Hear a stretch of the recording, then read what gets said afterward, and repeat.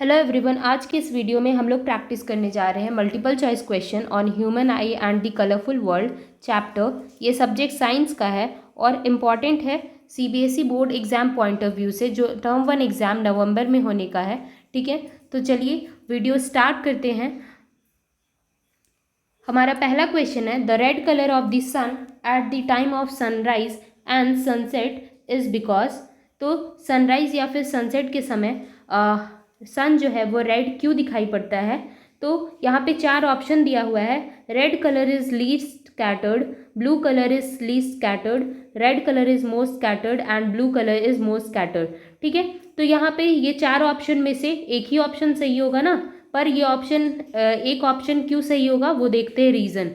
तो जब भी सनराइज या फिर सनसेट होता है तो आपको पता है कि सन का जो लाइट है वो वाइट लाइट है, वाइट लाइट कहते हैं उसको, और ये 7 कलर्स का मिक्सचर है। ठीक है, तो 7 कलर्स का मिक्सचर है, तो जब भी सनराइज या सनसेट होता है तो वही रेज हम लोगों को दिख सकता है, वही लाइट जो हम लोगों के आईज तक पहुंच सकता है, जिसका वेवलेंथ ज़्यादा होगा या फिर जो लीस्ट स्कैटर होगा। Scattering of light means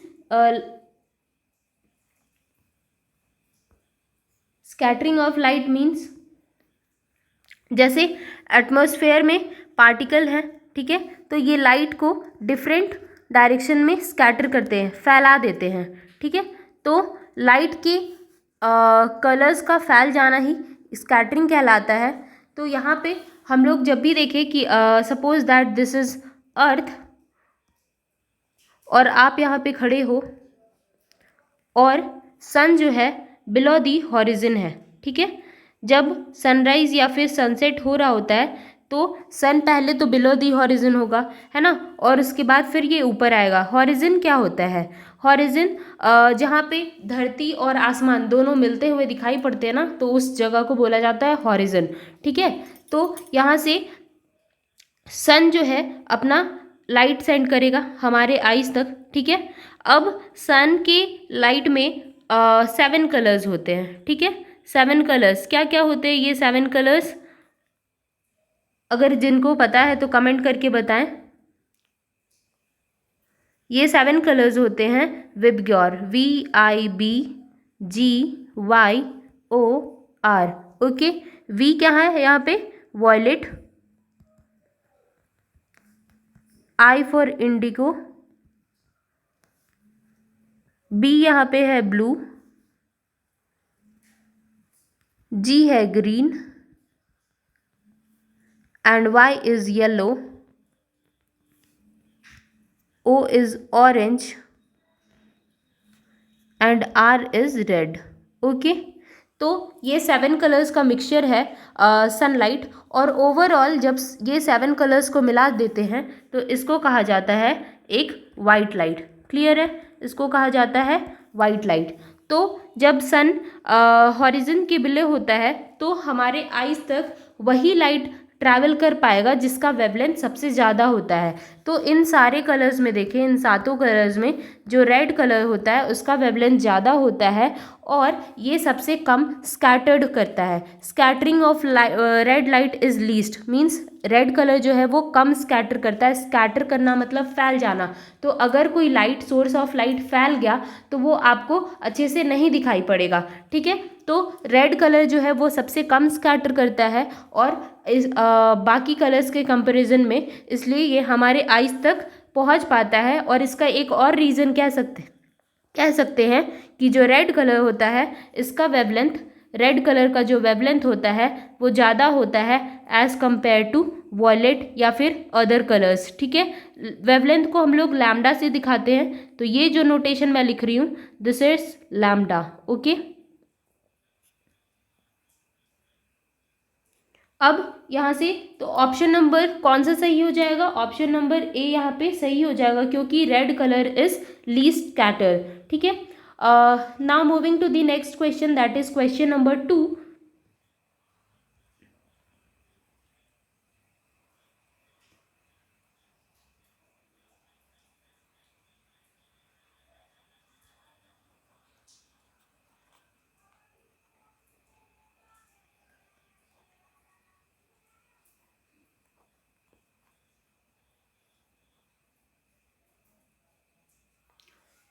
So our next question is question number 2. The bluish color of water in deep sea is due to. तो डीप सी में मीन समुद्र के अंदर जो पानी है वो हमें नीला क्यों दिखाई पड़ता है, ये क्वेश्चन है कि समुद्र के अंदर पानी हमें नीला क्यों दिखाई पड़ता है। तो यहाँ पे 4 ऑप्शन दिया हुआ है। First option is the presence of algae and the other plants found in the water.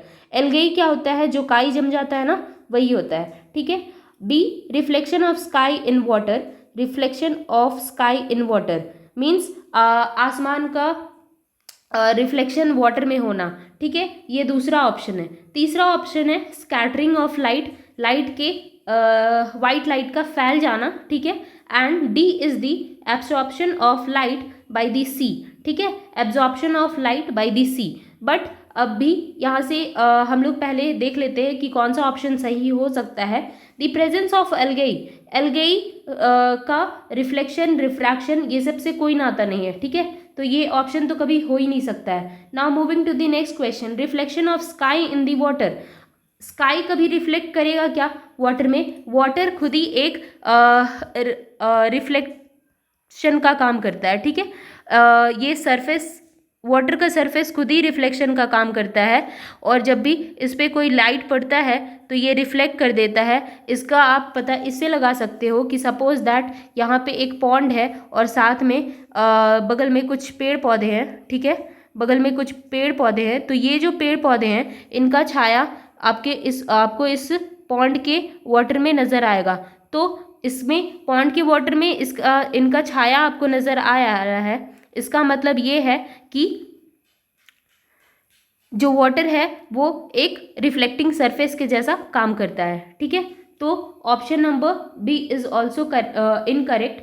Now moving to the next, that is question option number C, scattering of light. Okay, scattering of light means जो white light है, जो वो क्या है, बहुत ज़्यादा फैल गया है, ठीक है, फैल गया है, तो इसलिए ये डीप सी में ब्लू कलर दिखाई पड़ता है, ठीक है। तो ये ऑप्शन आप इस तरीके से टिक कर सकते हो कि जब भी स्काई का कलर ब्लू क्यों होता है, तो इसका रीज़न आपने पढ़ा होगा कि स्काई का कलर ब्लू इसलिए होता है क्योंकि blue colour is most scattered, ठीक है, blue colour is most scattered as compared to red colour. Okay, blue colour जो है वो सबसे ज़्यादा स्कैटर करता है as compare to red colour. This means that कि जो डीप सी में ब्लू कलर है वाटर का, वो भी स्कैटरिंग ऑफ लाइट के वजह से ही है। So option number C is the correct one. और ऑप्शन नंबर डी इसलिए गलत होगा क्योंकि कभी भी जब वाटर खुद ही रिफ्लेक्टिंग एजेंट का काम कर रहा है, जब ये खुद ही रिफ्लेक्ट कर रहा है लाइट को, ठीक है, तो ये कभी भी एब्जॉर्ब करेगा क्या लाइट को? नहीं, ठीक है। तो ऑप्शन नंबर डी भी इनकरेक्ट हो जाएगा। अब मूव करते हैं नेक्स्ट क्वेश्चन की तरफ। At noon the sun appears white as, ठीक है, नून के समय मीन्स जब दोपहर होता है, when sun is at right angle, ठीक है, तो ये सन जो है आपको वाइट क्यों दिखाई पड़ता है? तो यहाँ पे 4 ऑप्शंस दिए हुए हैं। Light is least scattered, all the colours of white light are scattered away, C option is blue colour is scattered the most, D option is red colour is scattered the most, ठीक है। तो यहाँ से कौन सा option सही हो जाएगा? अगर देखें तो जब सन 90 डिग्री पे होता है नून के समय, मीन्स दोपहर के समय, हमारे आइज से सन किस पे होता है? 90 डिग्री पे होता है, ठीक है। Suppose that this is earth and this is a boy, suppose that his name is a. तो इससे सन क्या है, इसके आइज से 90 डिग्री पे है। तो अब जब ये सन 90 डिग्री पे है तो यहाँ पे हम लोगों को सन, क्वेश्चन कह रहा है कि वाइट क्यों दिखाई पड़ता है? तो वाइट दिखने का एक कारण ये हो सकता है कि यहाँ पे जब सन 90 डिग्री पे होता है तो इस सारे लाइट जो है वो सबसे कम स्कैटर करते हैं। कम स्कैटरिंग इसलिए होता है क्योंकि डिस्टेंस जो है वो बहुत कम होता है। यहाँ पे डिस्टेंस जो है हमारे आइज से, जब नॉर्मल है ये 90 डिग्री पे है तो सबसे कम होता है डिस्टेंस, इसलिए ये लीस्ट स्कैटर करता है। ठीक है, तो option number A is the correct one. Now moving to the next question, that is question number 4। Which of the statement is correct regarding the propagation of light of different colors of white light? ठीक है,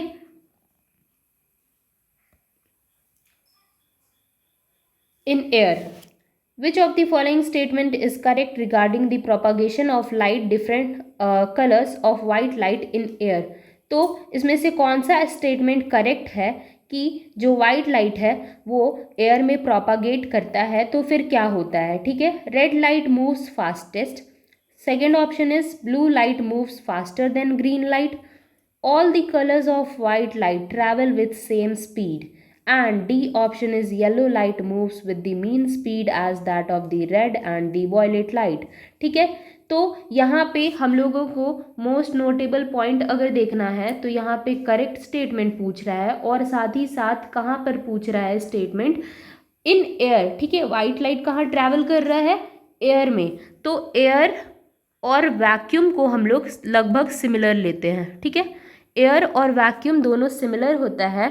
तो एक condition आपको याद रखना पड़ेगा कि ये जो वाइट लाइट है इसमें 7 कलर्स होते हैं और ये सातों कलर का स्पीड एयर में या फिर वैक्यूम में all 7 colours have the same speed. ठीक है, सातों कलर का स्पीड क्या होता है? सेम होता है, सेम स्पीड। बट यहाँ पे जो वेवलेंथ है लाइट का, wavelength, but wavelength and frequency are different. ठीक है, हर एक लाइट का वेवलेंथ और फ्रीक्वेंसी डिफरेंट होता है। ठीक है, वेवलेंथ अगर देखा जाए तो क्या होता है कि जो लाइट सबसे ज़्यादा डिस्टेंस ट्रैवल करेगा तो उसको हम लोग कहते हैं वेवलेंथ, है ना। तो रेड लाइट का वेवलेंथ सबसे ज़्यादा होता है एज़ कम्पेयर टू वॉयलेट। ठीक है, तो इसलिए एयर और वैक्यूम का जब भी एग्जाम्पल दे तो यहाँ पे लाइट जो है वो सेम स्पीड से ट्रैवल करता है, means all 7 colours travels with the same speed in air and vacuum. ठीक है, तो यहाँ से कौन सा ऑप्शन सही हो जाएगा? अगर देखा जाए तो option number C is the correct one.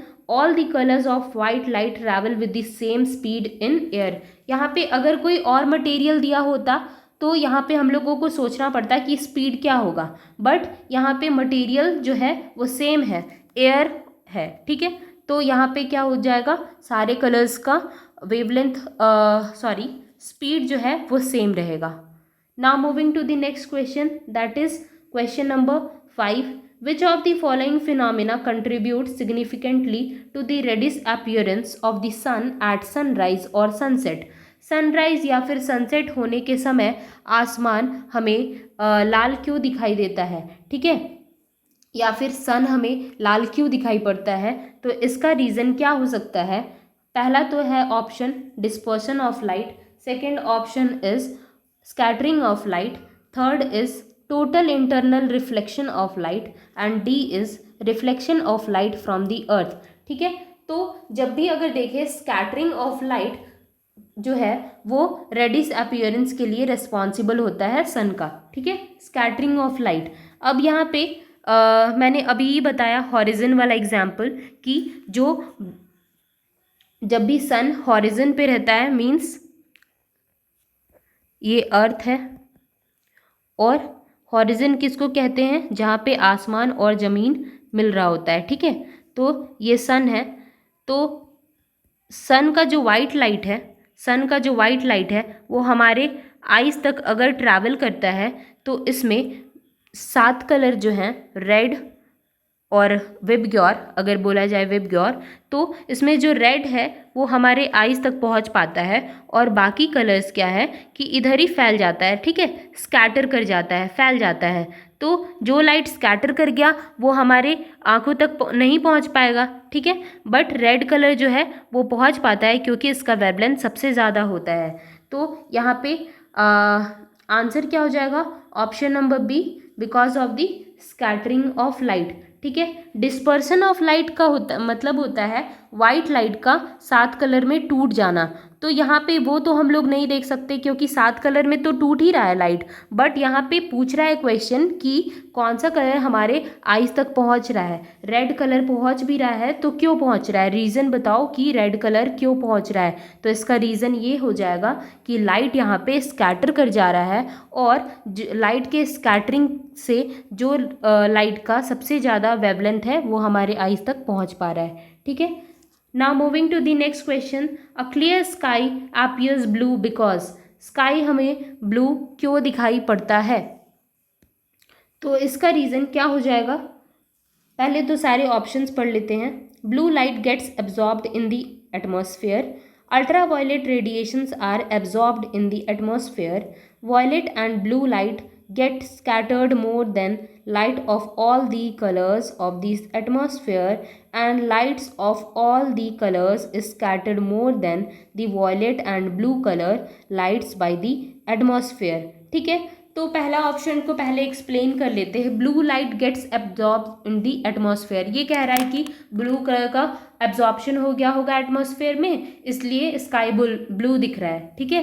पर ऐसा ये ऑप्शन नहीं सही होगा क्योंकि आपने पढ़ा हुआ है कि स्काई जो है वो ब्लू सिर्फ इसलिए दिखाई पड़ता है क्योंकि यहाँ पे लाइट का, वाइट लाइट का स्कैटरिंग हो जाता है और ये जो पार्टिकल्स हैं, small particles present in the atmosphere, जो पार्टिकल्स प्रेजेंट होते हैं एटमॉस्फेयर में वो रिस्पॉन्सिबल होते हैं स्कैटरिंग के लिए, ठीक है। तो चलो इस पे एक और क्वेश्चन बन सकता है कि अगर मान लो कि हमारा एटमॉस्फेयर नहीं होता, ठीक है, एटमॉस्फेयर होता ही नहीं, तब स्काई हमें ब्लू दिखाई पड़ता क्या?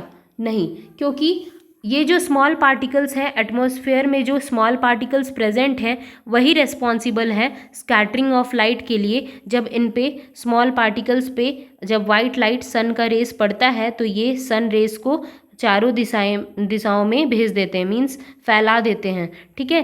तो ये particles, small particles are responsible for the scattering of white light. तो अगर ये पार्टिकल्स नहीं होते तो हमारा स्काई जो है वो ब्लू कलर नहीं दिखता, ठीक है, ये हमें ब्लैक दिखता, डार्क दिखता, ठीक है। तो आगे बढ़ते हैं ऑप्शन बी की तरफ। Ultraviolet radiations are absorbed in the atmosphere. Third option is violet and blue lights get scattered more than the lights of all the colors of the atmosphere. Yes, option number C is the correct one. क्यों? क्योंकि यहाँ पे violet और blue colour जो है वो सबसे ज़्यादा स्कैटर होता है, सबसे ज़्यादा फैल जाता है, तो इसलिए हमें स्काई का जो कलर है वो ब्लूइश दिखा पड़ता है, ठीक है। तो ये तो हो गया। Now moving to the next question. The danger signals installed at the top of all buildings are red in colors. These can be easily seen from a distance because, आप ये देख लो, जो रेड कलर है उसको signals पे क्यों लगाया जाता है? रेलवे सिग्नल अगर देखा जाए तो जो रुकने का ऑप्शन होता है, टू स्टॉप, उस वो रेड कलर का ही होता है। क्यों? क्योंकि जो रेड कलर है इसका वेवलेंथ सबसे ज़्यादा होता है और ये काफ़ी दूरी तक ट्रैवल कर पाता है और हमारे आईज तक पहुंच पाता है, ठीक है।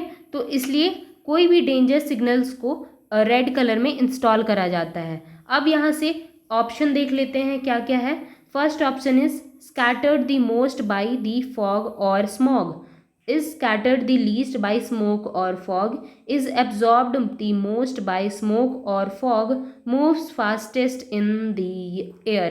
तो ऑप्शन नंबर डी अगर देखें तो वो तो गलत हो जाएगा क्योंकि मैंने अभी ही बताया कि एयर में हर एक कलर का स्पीड सेम ही होता है, तो यहाँ पे रेड कलर क्यों फास्टेस्ट मूव करेगा? नहीं ना मूव करेगा। चलो एक ऑप्शन चला गया, बाकी ऑप्शंस की तरफ जाते हैं। तो ऑप्शन नंबर सी अगर देखें तो स्मोक और फॉग लाइट को एब्जॉर्ब कर लेगा, ये बोला जा रहा है, ठीक है। तो यहाँ पे तो जब भी कलर का बात आए रेड कलर दिख रहा है या फिर ब्लू कलर दिख रहा है, सनराइज के समय सनसेट के समय रेड कलर दिख रहा है, स्काई ब्लू कलर दिख रहा है, तो स्कैटरिंग ही एक ऐसा इफेक्ट है जिसको हम लोगों को रिमेंबर करना है। ठीक है, तो ऑप्शन नंबर सी भी गलत हो जाता है। Now moving to the option number A and B. अब ए और बी में ही 50-50% चांसेस है कि कौन सा सही हो सकता है। ठीक है, तो अगर इमेजिन करो स्काई का ब्लू कलर, अभी मैंने बताया कि स्काई ब्लू कलर क्यों दिखाई पड़ रहा था, क्योंकि यहाँ पे ब्लू कलर और वॉयलेट का स्कैटरिंग सबसे ज़्यादा होता है। ठीक है, ब्लू और वॉयलेट का स्कैटरिंग सबसे ज़्यादा होता है। इसका मतलब ये है कि रेड कलर जो है उसका स्कैटरिंग सबसे कम हुआ होगा, तभी तो वो हमारे आइज तक पहुँच जाएगा स्ट्रेट फॉरवर्ड, है ना।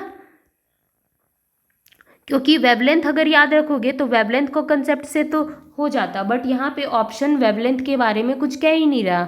ठीक है, तो आपको स्कैटरिंग से याद रखना पड़ेगा कि स्काई जो है वो ब्लू कलर इसलिए दिखाई पड़ता है क्योंकि ब्लू और वॉयलेट का स्कैटरिंग मीन्स फैलाव सबसे ज़्यादा होता है, तो रेड कलर का फैलाव सबसे कम होगा, इसलिए ये हमें अच्छी तरीके से दिखाई पड़ जाएगा। So option number B is the correct one, तो इसलिए ऑप्शन नंबर ए गलत हो जाता है। ठीक है, तो ऑप्शन नंबर बी इसमें करेक्ट हो जाएगा। Now moving to the next question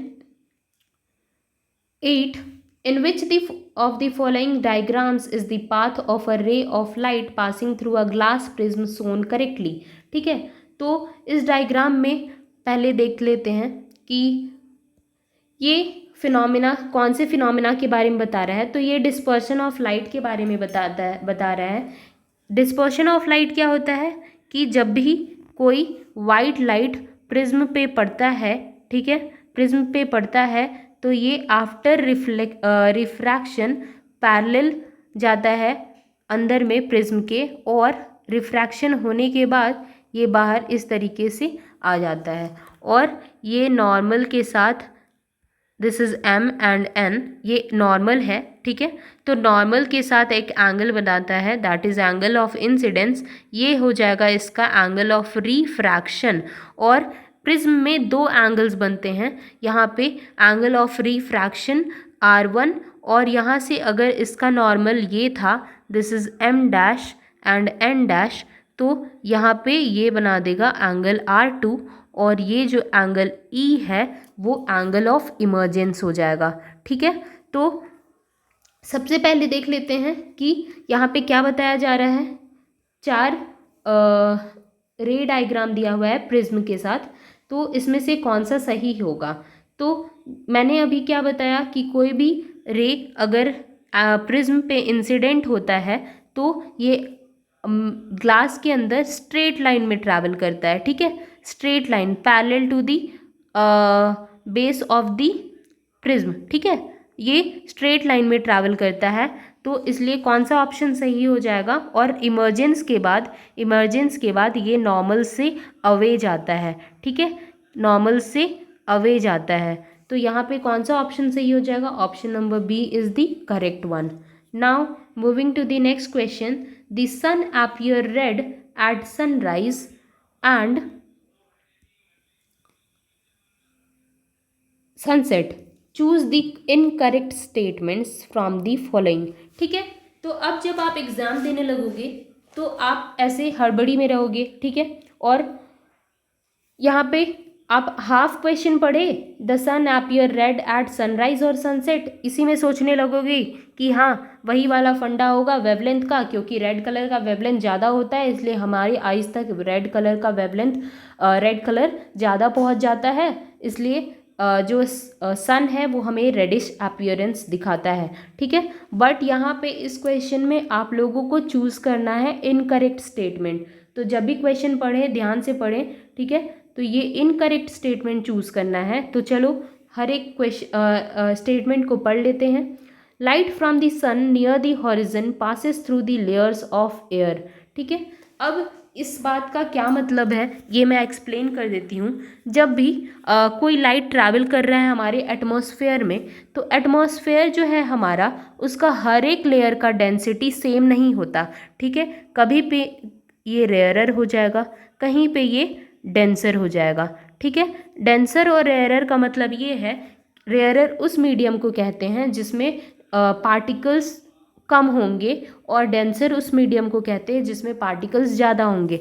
ठीक है, बट यहाँ पे बात सिर्फ एटमॉस्फेयर का ही हो रहा है। ठीक है, तो एटमॉस्फेयर भी एक ऐसा, इस एटमॉस्फेयर में भी डिफरेंट लेयर्स होते हैं जहाँ पे एयर का डेंसिटी ज़्यादा होता है, कहीं पे कम होता है। ठीक है, तो जो लाइट है हमारे आईज तक पहुंचता है वो डिफरेंट कंटिन्यूस रिफ्रैक्शन के थ्रू पहुंचता है। ठीक है, बार बार वो रिफ्रैक्ट होता है, रेयरर डेंसर, डेंसर रेयरर, इस तरीके से, और फिर ये हमारे आईज तक पहुंचता है। ठीक है, तो option number A is the correct one.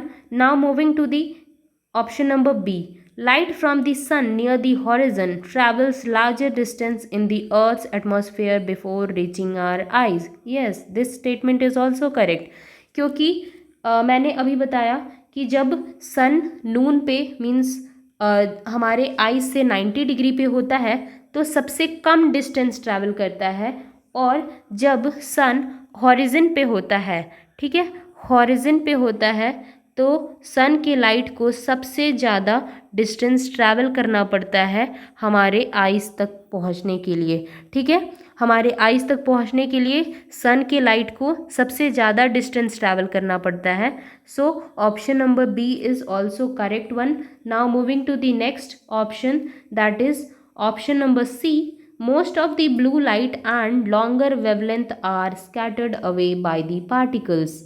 And option number D is most of the blue light and shorter wavelength are scattered away by the particles. अब ऑप्शन नंबर ए सही है, बी सही है, हम लोगों को इनकरेक्ट फाइंड करना है, तो कौन सा इन दोनों में से इनकरेक्ट है वो पता करना है। ठीक है, तो most of the blue light and longer wavelength are scattered away, ये कौन सी बात हुई, लॉन्गर वेवलेंथ नहीं, हमेशा शॉर्टर वेवलेंथ का जो लाइट होता है, शॉर्टर वेवलेंथ का जो लाइट होता है वो सबसे ज़्यादा स्कैटर करता है। इस बात को आप किस तरीके से याद रख सकते हो, आपको याद रखना है विबग्योर। ठीक है, VIBGYOR, और इसमें जो रेड कलर है इसका वेवलेंथ सबसे ज़्यादा है। दिस मीन्स कि जो वॉयलेट कलर है उसका वेवलेंथ सबसे कम होता है। ठीक है, तो यहाँ पे स्कैटरिंग, स्कैटरिंग भी उसी का होता है सबसे ज़्यादा जिसका वेवलेंथ कम होता है। ठीक है, जिसका वेवलेंथ शॉर्ट होता है उसका स्कैटरिंग सबसे ज़्यादा होता है। तो यहाँ पे ऑप्शन नंबर सी अगर पढ़ा जाए, most of the blue light and longer wavelength are scattered away by the particles, means blue light भी कह रहा है और साथ में लॉन्गर वेवलेंथ भी कह रहा है, तो लॉन्गर वेवलेंथ तो कभी स्कैटर होता ही नहीं है ज़्यादा। ठीक है, रेड कलर सबसे कम स्कैटर होता है। ठीक है, इसलिए ये सिग्नल्स पे लगाया जाता है ताकि ये डायरेक्टली हमारे आइज तक पहुंच जाए। ठीक है, तो यहाँ से ऑप्शन नंबर सी जो है इस क्वेश्चन के लिए करेक्ट होगा, क्योंकि यहाँ पे हम लोगों को ढूंढना है इनकरेक्ट स्टेटमेंट। ठीक है, इनकरेक्ट स्टेटमेंट ढूंढना है। क्लियर है सबको? Now moving to the question number 10. In an experiment to trace the path of a ray of light through a triangular glass prism, a student would observe that the emergent ray कैसा होगा? ठीक है, तो अगर prism का diagram यहाँ से देखें तो इमर्जेंट रे आपको क्या दिख रहा है? अगर ये डायग्राम में देखें तो इमर्जेंट रे कैसा है? ठीक है, तो सबसे पहले तो ऑप्शन रीड कर लेते हैं। इस parallel to the incident ray, नहीं, कभी भी इमर्जेंट रे यहाँ पे इंसिडेंट रे के पैरेलल नहीं है। ठीक है, आगे जाके ये इंसिडेंट रे और इमर्जेंट रे अगर देखा जाए तो ये आगे जाके मिल जाते हैं। ठीक है, आगे जाके ये मिल जाते हैं, तो इसलिए ये पहला ऑप्शन गलत हो जाता है। ठीक है, now moving to the next option, is along the same direction of incident ray, जिस डायरेक्शन में इंसिडेंट रे मूव कर रहा है उसी डायरेक्शन में मूव कर रहा है क्या इमर्जेंट रे? नो, ये तो एकदम ऑपोजिट डायरेक्शन है, तो ऑप्शन नंबर बी भी गलत हो जाता है। Gets deviation and bends towards the thinner part of the prism, ठीक है, और gets deviated and bends towards the thicker part of the prism. तो देखें कि प्रिज्म का थिकर पार्ट क्या है, यहाँ पे बेस है ना, प्रिज्म का थिकर पार्ट यहाँ पे देखें तो क्या है, बेस, क्योंकि एक प्रिज्म का कंप्लीट स्ट्रक्चर अगर ड्रॉ करें तो ये कुछ इस तरीके से होता है।